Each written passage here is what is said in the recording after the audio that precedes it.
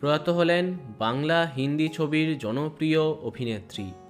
অভিনয় জীবনে যেমন খ্যাতি পেয়েছেন, তেমনি সঙ্গীতের দুনিয়াতেও জনপ্রিয় হয়েছিলেন কিংবদন্তি সুলক্ষণা পণ্ডিত। সুলক্ষণা ছিলেন অভিনেত্রী বিজয়তা পণ্ডিত এবং সঙ্গীত পরিচালক যতীন ললিতের বোন। 1954 সালে জন্মগ্রহণ করা সুলক্ষণার জীবন গড়ে উঠেছে অভিনয় এবং সঙ্গীত চর্চায়, তাই তার মধ্যে দুই গুণ সমানভাবে ফুটে ওঠে। 1967 সালে প্রথমবার প্লেব্যাক গায়িকা হিসেবে তার আত্মপ্রকাশ।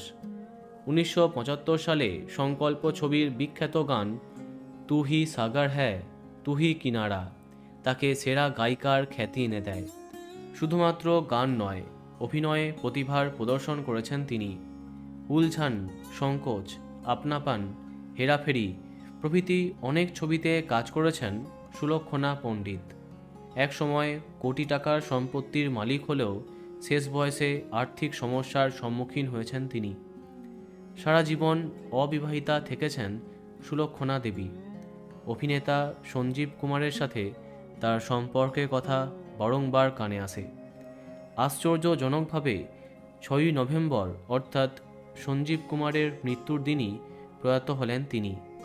এদিন 71 বছর বয়সে মুম্বাইয়ের নানাবতী হসপিটালে শেষ নিঃশ্বাস ত্যাগ করেছেন অভিনেত্রী তথা গায়িকা সুলক্ষণা পণ্ডিত।